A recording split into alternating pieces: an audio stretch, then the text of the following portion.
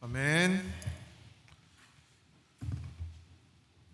자, 여러분 반갑습니다.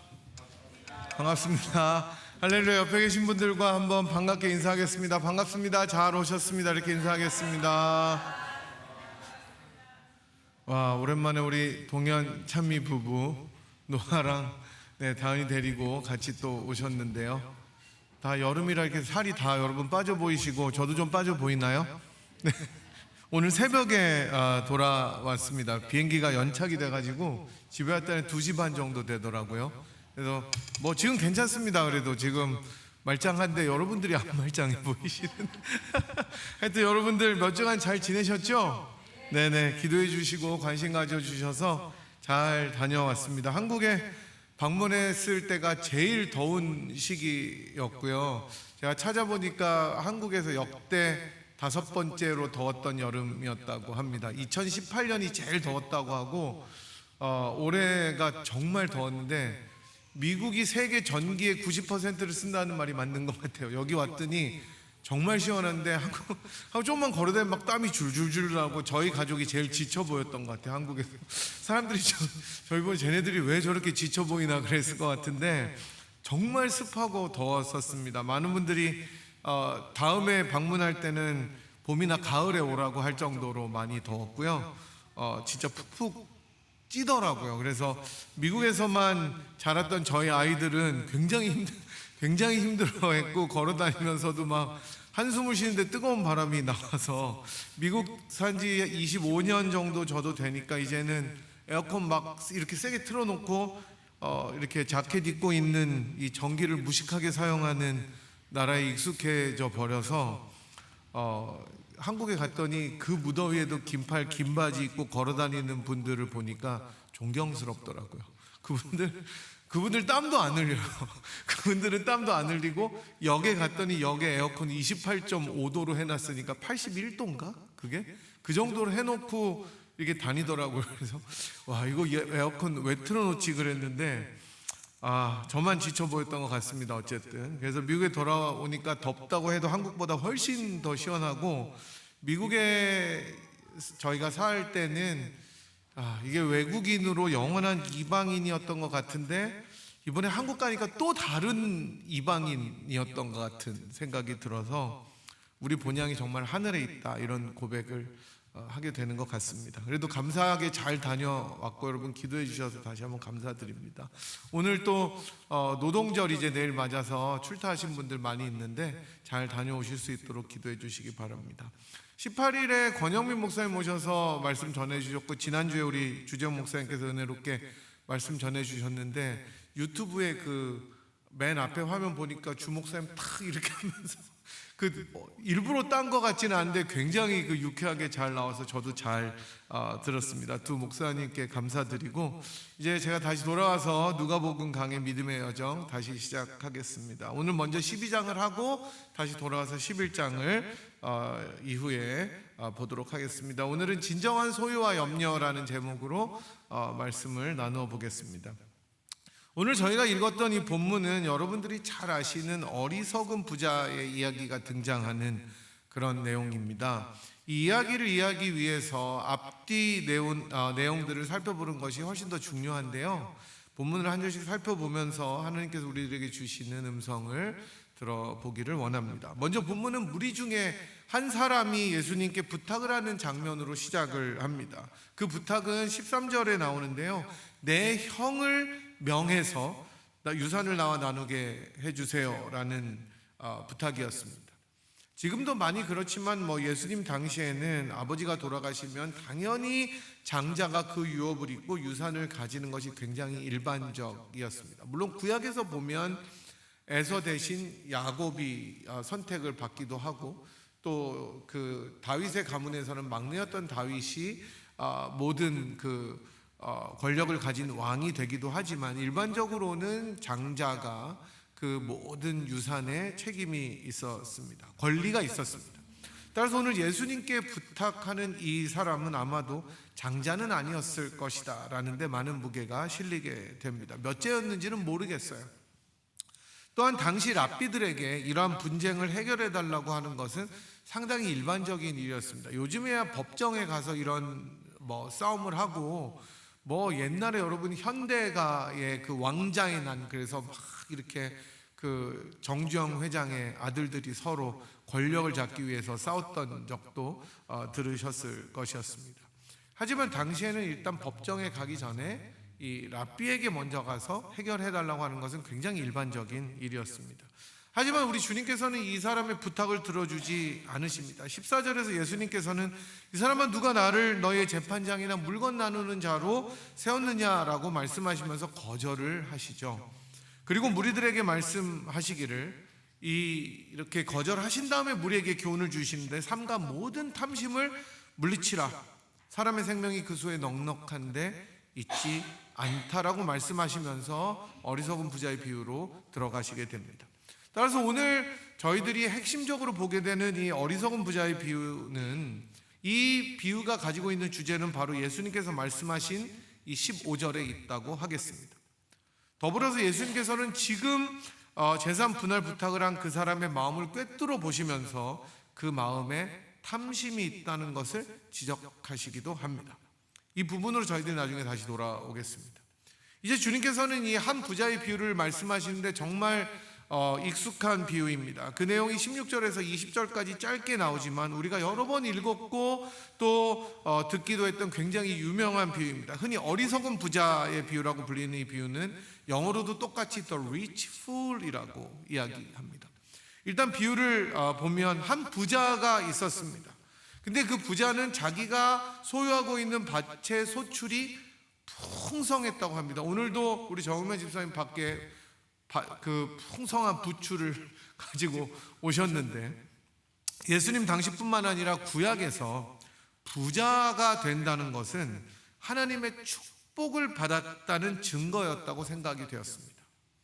가난한 것은 저주는 아니었지만 부자는 특별히 하나님의 축복을 받은 그런 상태였다라고 생각을 합니다. 특별히 구약에 나오는 하나님의 사람들은 거의 다 거부였습니다. 큰 부자였습니다. 고대 근동 지역에서 이렇게 부자가 된다는 것은 하나님께서 그 사람들과 함께 하신다는 증거였고, 하나님이 특별히 그들을 take care 해서 복을 주신다는 증거였기 때문에 이 부자로 살아간다는 것은 하나님의 복을 누리며 살아가는 그런 일이었다고 생각이 되었습니다. 아브라함을 보십시오. 아브라함이 얼마나 큰 부자였는지. 야곱도 나중에 큰 때를 이루고요. 그 다음에 요셉도 심지어 애굽의 총리가 돼서 막대한 부를 누리게 되고, 룻도 나중에 보아스라는 거부에게 또 결혼하게 됩니다. 하나님이 이들에게 은혜와 축복을 주신다는 이 내용은 16절의 주어를 봐도 우리가 알 수 있습니다.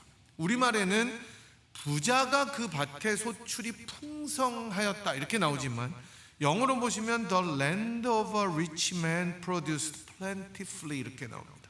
영어가 더 원문을 잘 번역했습니다.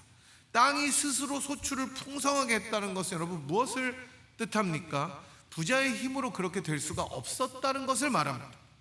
즉 누군가 그것을 가능하게 했는데, 이것을 가능하게 했다면 누굴까요? 바로 자연을 주관하시는 하나님밖에 없다는 것입니다. 물론 땅을 가진 그 주인이 정성으로 땅을 가꾸고 노력을 했겠지만, 그 땅이 소출을 많이 내려면 땅의 참 주인인 하나님이 돌보셔야 되는 것이다 라고 볼 수 있는 것입니다. 그래서 16절의 주어는 땅이지만 함축된 주어는 하나님입니다. 여러분도 농사를 짓다 보면은 여러분이 최선을 다하지만 밭의 소출이 풍성할 때도 있고 그렇지 않을 때도 있잖아요. 하나님이 돌보아 주셔야 되는 것입니다. 그래서 고대에는 비가 내리지 않고 땅의 소출이 정말로 부족하면 우리나라에서도 뭐를 지냅니까? 비 오라고? 기우제를 지내죠. 왕이 겸비해서 막 금식도 하고 기우제를 지내면서 신의 그 돌보심을 구했던 것입니다. 부자가 자기 밭에 소출이 풍성하게 된 것은 하나님의 은혜고 축복이었습니다. 이제 이렇게 풍성하게 소출을 많이 가지게 된 부자는 한 가지 즐거운 고민에 빠지게 됩니다. 바로 17절인데, 자기 마음속으로 생각하는데 누가는 이러한 그 마음의 독백을 독자들에게 보여줍니다. 마음의 생각을 하나님께서 마치 읽고 계시는 것처럼 그렇게 보여줍니다. 그 고민은 뭐냐면 소출이 너무 많고 풍성하기 때문에 곡식을 쌓아둘 곳이 없는 게 문제인 거예요. 이처럼 여러분 행복한 고민이 어디에 있습니까? 만약 여러분들도 너무 비즈니스가 잘 돼서 남들은 다 불황이고 막 인플레로 고생하는데 여러분만 막 돈이 차고 넘치는 거예요. 고객들이 계속 오고 이제 좀 피곤해서 죽겠다, 그만 왔으면 좋겠다. 그래서 여러분 통장에 아무리 넣어도 끝이 없어서 이걸 어쩌나 하는 고민이 있다면 여러분 어쩔 것 같아요? 뭘 어째요? 좋지. 생각만 해도 좋지 뭘 어째요? 그죠? 세상에 여러분이 이렇게 훈훈한 미소를 띠는 거는 거의 처음 보게 되는데 막 아멘 하고 싶은데 잘 안 될 수도 있습니다. 그래서 그 고민을 해결하기 위해서 이 부자는 굉장히 합리적인 플랜을 세웁니다. 18절에 내 곡간을 헐고 올드 곡간을 헐고 더 크게 짓고 내가 가진 그 풍성한 소출과 물건을 거기 쌓아둘 것이다 라고 합니다. 이 계획은 당연하고 너무나 좋은 계획입니다. 아무것도 틀린 것이 없습니다. Nothing is wrong입니다. 그리고 이렇게 훌륭한 플랜을 세운 다음에는 훨씬 더 안온하고 편안한 삶을 꿈꾸는 부자의 소망이 담겨 있습니다. 이렇게 독백합니다. 또 내가 내 영혼에게 이르되 영혼아 여러 해 쓸 물건을 많이 쌓아두었으니 편안히 쉬고 먹고 마시고 즐거워하자 하리라. 노후를 충분히 대비하고 그 노후에 자신이 젊어서 열심히 일했던 대가를 즐기는 것이 어쩌면 현대인들의 로망이기도 합니다. 요즘에 잘 사는 20대, 30대는 40대에 리타이어하는 게 목표라고 하는 사람들도 있습니다. 돈 열심히 벌고 40대에 은퇴하면 100세 시는데 60년 뭐하고 살지 모르겠는데 하여튼 그렇게 생각하는 사람들도 많이 있다고 합니다. 요즘 경제 사정이 너무 어렵다 보니까 한국은 더 어려운 것 같아요. 한국 빈부차가 너무 커서 노후를 기대하기는커녕 하루하루가 힘든 청년들이 많은 걸 보고 참 마음이 안 좋더라고요. 이런 사람들에게 이러한 부자의 계획은 핑크빛 미래 같기도 할 것입니다.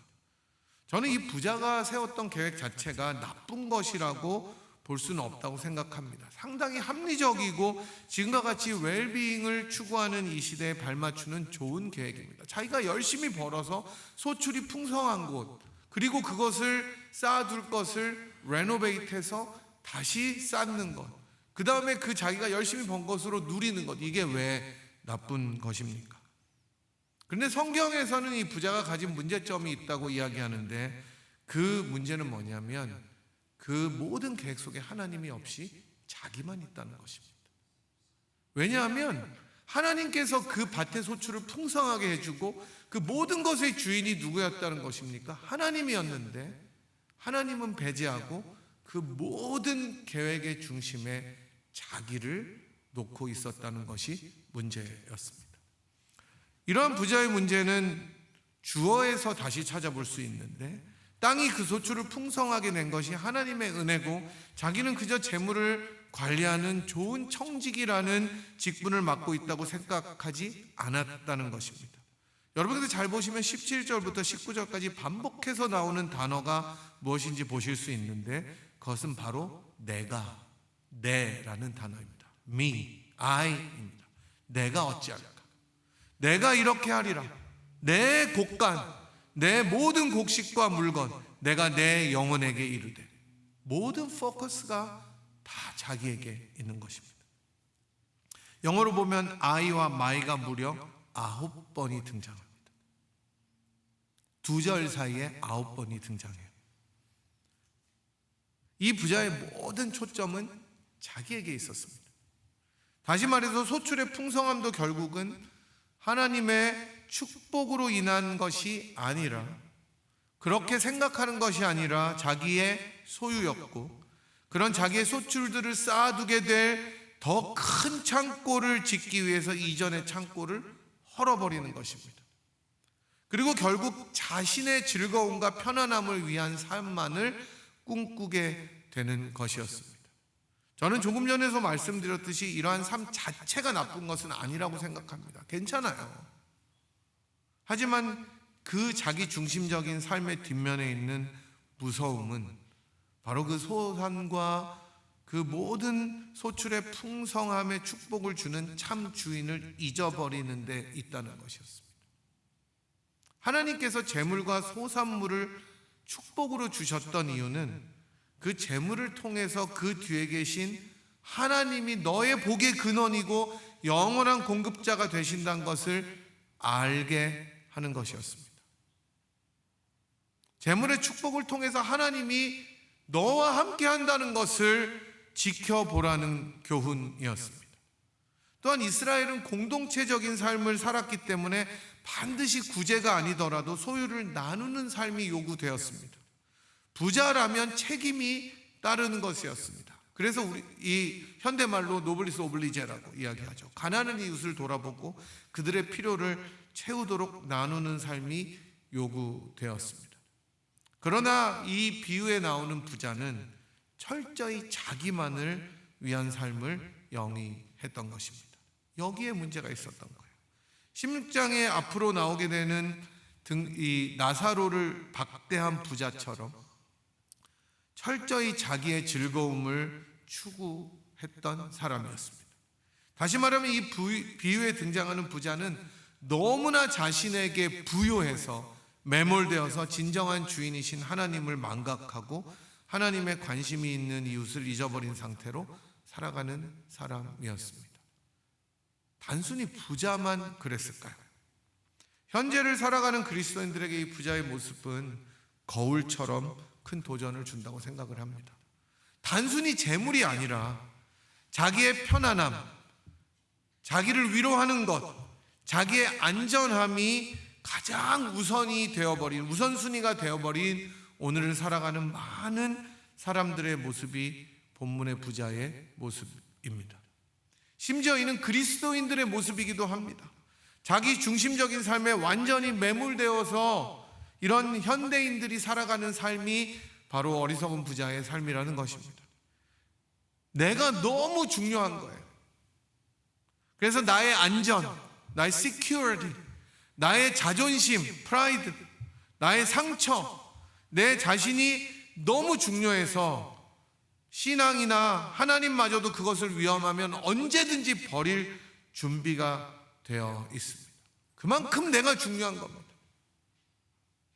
이것이 지금을 살아가는 신자들일 수 있습니다. 비유 속의 부자는 자기가 가장 중요했고 지금도 세상은 그때나 지금이나 우리들에게 강력하게 도전하고 외치고 있습니다. 너가 가장 중요하다. 너가 제일 중요하다. 너를 돌봐라. 일단 너를 돌봐야 뭐가 될 거 아니냐. 다른 어떤 것도 너보다 중요하지 않다고 이 세상은 외칩니다. 이 외침에 얼마나 수많은 사람들이 넘어가고 있습니까, 여러분? 이 목소리에 얼마나 우리 몸을 알면서도 맡겨버리고 있습니까? 하나님 나라의 가치는 없어요.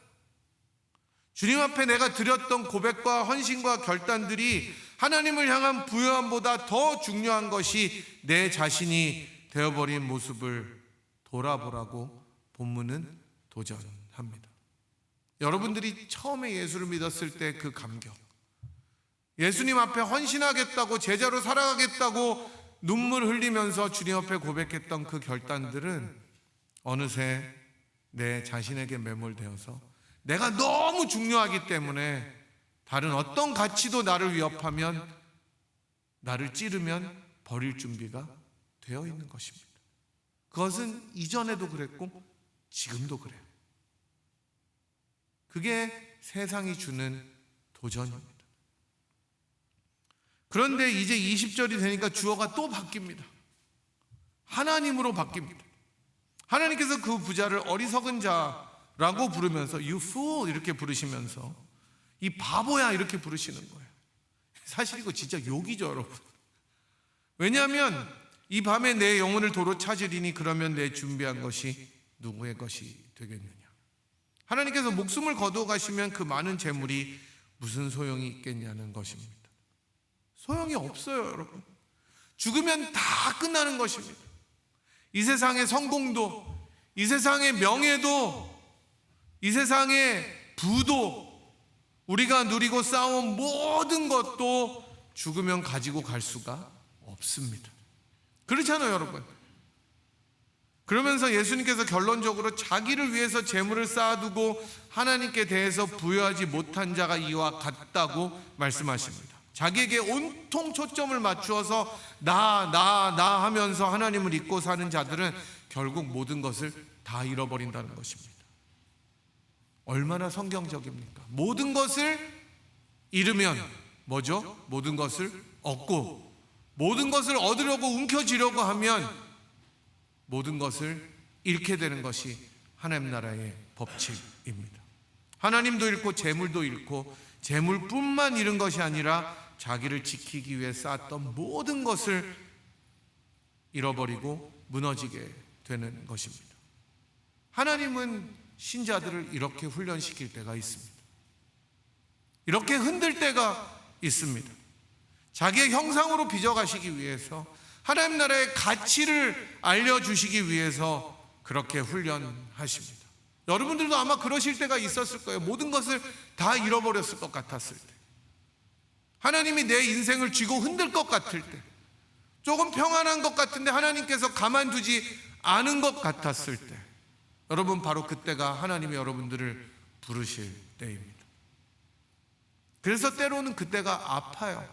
내 자존심을 내려놔야 되고, 도전에 직면해야 되고, 정직하게 하나님의 음성 앞에 서야 될 때도 있고, 힘들 때가 있습니다. 이 비유의 교훈은 그런 것들을 들으라고 말씀하는 것입니다. 이렇게 볼 때 우리가 주께서 주시는 축복 자체에 모든 초점을 두게 된다면, 또 자신에게 모든 초점을 두게 된다면 하나님께서는 언제든지 그것을 가져가실 수 있다는 것을 보여줍니다. 안개와 같아요. 정말 바람과 같아요. 제 친구 목사님이 한번 그러더라고요. 야, 사례가 들어오면 바람과 같이 사라지더라. 여러분, 그렇죠? 죽음이 들어오는데, 분명히 들어왔는데 바람과 같이 사라져요. 안개처럼 싹 사라집니다. 이 세상의 재물이 다 그렇습니다. 여러분이 저보다 더 인생을 많이 사셨기 때문에 더 많은 경험이 있으리라 생각합니다. 그 축복 너머에 있는 하나님을 바라봐야 됩니다. 그 모든 것의 주인이 하나님이심을 고백하면서 결국 그 은혜와 축복 자체는 하나님의 선물이고, 우리는 그 선물을 맡아 돌보는 청직이다라는 것을 고백해야 합니다. 결국 본문의 서두에서 예수님께 재산 분할을 요구했던 자나 비유의 부자 나오는 이 사람의 공통점은 재물 자체가 우선순위가 되어 있고 자기 자신이 우선순위가 되어 있었다는 것입니다. 그리고 조금 더 깊이 들어가면 이 모든 포커스를 하나님께 두지 않았다는 것입니다. 저는 누가가 왜 갑자기 오늘 본문을 그 전과 관계없는 이 위치에 두었는지 한번 생각해 보게 되었습니다. 사실 본문 전의 이야기는 핍박의 문맥입니다. 핍박을 당할 때 용기를 가지라는 이야기인데요, 그러면 갑자기 재물을 이야기한다는 것은 아마도 누가복음의 독자들이 핍박이 올 때 자기를 제일 지켜줄 것 같은 것이 무엇인가, 자기의 시큐리티를 지켜줄 것이라고 생각했던 것이 재물이었을 거라는 추측이 가능합니다. 가장 어려울 때 나를 지켜줄 수 있는 것이 무엇인가, 가장 공경에 처했을 때 나의 보장이 되는 것이 무엇일까 생각할 때 많은 사람들은 돈이었을 거다라고 생각했을 것이고, 지금 이 시대 역시 더하면 더했지 덜하지는 않을 것입니다. 하지만 재물이라는 것은 우선순위에 두면 둘수록 탐심을 일으키게 됩니다. 영어로는 정말 심플하게 greed나 covetousness라고 하는데 욕심입니다. 욕심. 가지면 더 가지고 싶고 벌면 신나서 더 벌고 싶은 게 돈이고 재물입니다. 그러나 이런 모든 것의 중심 우선순위에 하나님이 없다면 그 모든 것은 나의 눈을 멀게 해버립니다. 만약 집에 불이 났는데 어린 자녀를 얻고 나가지 않고 금고를 챙기는 사람이 있겠습니까? 얼마나 어리석고 악한 사람이겠습니까? 이런 이치처럼 주께서 하나님께 부여하다는 것은 재물을 번 것 이상으로 많이 드려라라는 말이 아니라 제자도의 큰 원리인 우선순위를 이야기하는 것입니다. 그래서 누가는 오늘 본문 뒤에 나오는 22절에서 제자들에게 주님께서 말씀하신 것을 기록합니다. 내가 너에게 이르노니 목숨을 위해서 무엇을 먹을까, 몸을 위해서 무엇을 입을까 염려하지 말라고 말씀하시면서 목숨이 음식보다 중하고 몸이 의복보다 중하기 때문이다 라고 합니다. 들꽃과 공중의 까마귀도 주께서는 기르시고 먹인다고 하십니다. 여러분 중에 파산하셨던 분이 있으신지 모르겠는데 어렵게 사신 적이 얼마나 많으셨을지 생각을 해봅니다. 그때마다 주님께서 여러분께 공급 안 하신 적이 없을 것입니다. 그래서 여러분이 오늘까지 오셨잖아요. 이 어린아이들을 두고 내가 어떻게 살아갈까? 이 아이들을 내가 잘 키울 수나 있을까? 하루하루 기도하면서 살아가셨을 때 선하신 주님께서 여러분들에게 베푸셨던 사랑을 기억해 보십시오. 그렇기 때문에 혹시라도 재물이 없다고 염려하지 말 것은 그 염려 자체는 우리의 상황을 변화시킬 수 없습니다. 하나님께서는 우리의 필요를 모두 아시기 때문에 걱정하지 말라는 것입니다. 들꽃도 입히시고 까마귀도 먹이시는데 더 귀한 우리들을 주님께서 내버려 두겠냐는 거예요. 따라서 오늘 본문은 재물을 가진 자와 더불어 재물이 없어서 염려하는 자들에게도 주시는 말씀입니다. 재물 자체가 우리의 우선순위가 되어서 안전을 보장하는 가장 강력한 툴이라고 생각하지 말아라 라는 것이죠.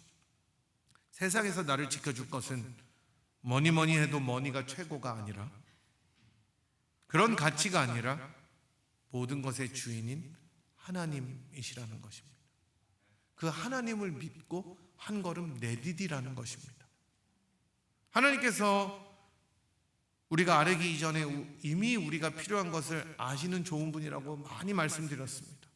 우리가 담대하게 나아가서 우리의 필요를 아뢰 때 더 좋은 것으로 어떻게 주실까 고민하시는 분이 하나님이십니다. 따라서 우리가 하나님을 가장 우선순위로 놓고 그분의 다스림을 사모하게 될 때, 하나님께 부요할 때 하나님께서 우리에게 필요한 모든 것을 더하신다는 것을 믿으시기 바랍니다.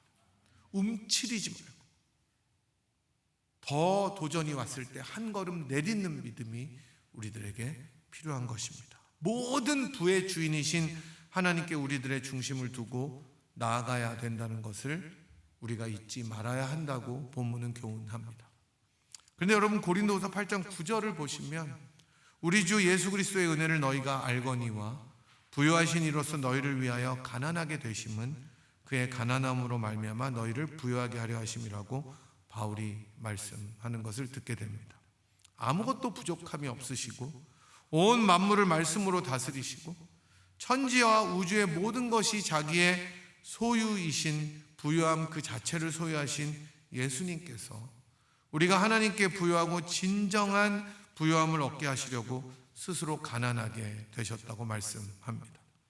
이제는 우리가 재물에 우리들의 마음, 우리들의 소망을 두지 않고 진정으로 우리들의 영혼과 마음을 하나님께 두고 하나님께 부요한 사람이 되게 하시려고 주님께서 가난한 모습으로 이 땅에 오셨다고 성경은 이야기합니다. 이러한 예수 그리스도의 가난하게 되심으로 인해서 우리는 이제 진짜 부한 자가 되었음을 믿으시기 바랍니다.